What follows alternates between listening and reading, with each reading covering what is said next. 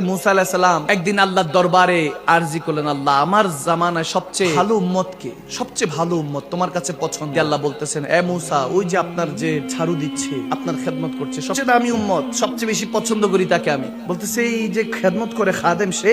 বলে হ্যাঁ। তখন আল্লাহ আবার ডাক দিয়ে বলতেছে, আমি তো দামি বুঝাই দিছি, এখন কম দামি গুনাহগার দেখবেন না? বলে হ্যাঁ। তাকে দায়িত্ব দেন যে একটা গুনাহগার বান্দা খুঁজে নিয়ে আসতে, যা সবচেয়ে গুনাহগার যেটা তাকে নিয়ে আয়। সে গেল, 3 দিন ধরে খুঁজলো। আল্লাহু আকবার। যখন 3 দিন শেষ হলো, নিজের গলায় নিজের রশি পেঁচিয়ে হযরত মুসার কাছে হাজির হলো। হযরত মুসা বলতেছেন, রাগী নবী তো, কি করছো? এটা কি? বলে হুজুর, গুনাহগার খোঁজা শুরু করলাম, অনেকের গুনাহ পেলাম, অনেক জিনাখোর পেলাম, কিন্তু শিওর না। আমার নিজের গুনাহগুলি তো আমি শিওর জানি, আর কেউ জানুক না জানুক আমার গুনাহগুলি তো আমি জানি। আমি তো সবচেয়ে বড় সিয়াকার, গুনাহগার, এজন্য নিজেকে নিজে পেঁচিয়ে নিয়ে এসেছি, আমি সবচেয়ে বড় গুনাহগার। রব্বে করিম ডাক দিয়ে বলতেছেন, মুসা বুঝতে পেরেছেন কেন আমি তাকে পছন্দ করি? কারণ দুনিয়াতে সে কারো দোষ খুঁজে না, নিজের দোষ খুঁজায় ব্যস্ত। মান আরাফা নাফসাহু ফাকাদ আরাফা রাব্বাহু। যে নিজেকে চিনতে পারে হাকিকতে সেই আল্লাহকে চিনতে পারে। গুনাহগার তো অনেক আছে, নিজেকে যখন গুনাহগার মনে করা শুরু করেছে তখন থেকে আমি তাকে ভালোবাসা শুরু করে দিয়েছি। সুবহানাল্লাহ।